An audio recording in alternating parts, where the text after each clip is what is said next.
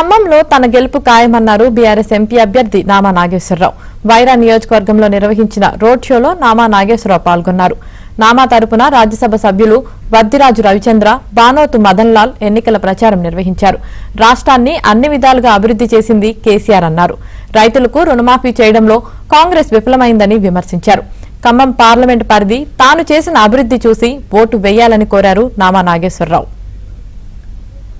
కాంగ్రెస్ వాళ్ళు ఓటు అడగడానికి వచ్చినప్పుడు మీ అందరినీ కోరుకున్నది ఒకటే, ప్రజలకి వివరించండి.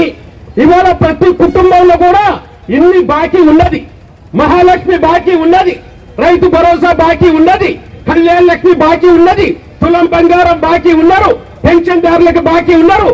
బిడ్డ, నువ్వు ఇవాళ మళ్ళీ రెండోసారి ఓట్లాడటానికి వచ్చినావు.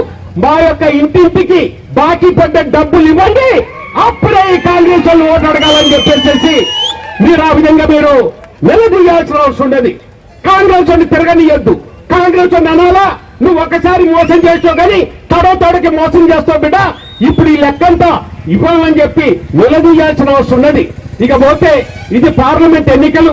మీ అందరి ఆశీర్వాదం వల్ల దీనొక రైతు బిడ్డని, దీనొక ఖమ్మం బిడ్డని నన్ను మీరు ఆశీర్వదించి ఇప్పటికే 10 సంవత్సరాలు పార్లమెంట్ లో ఉన్నాను.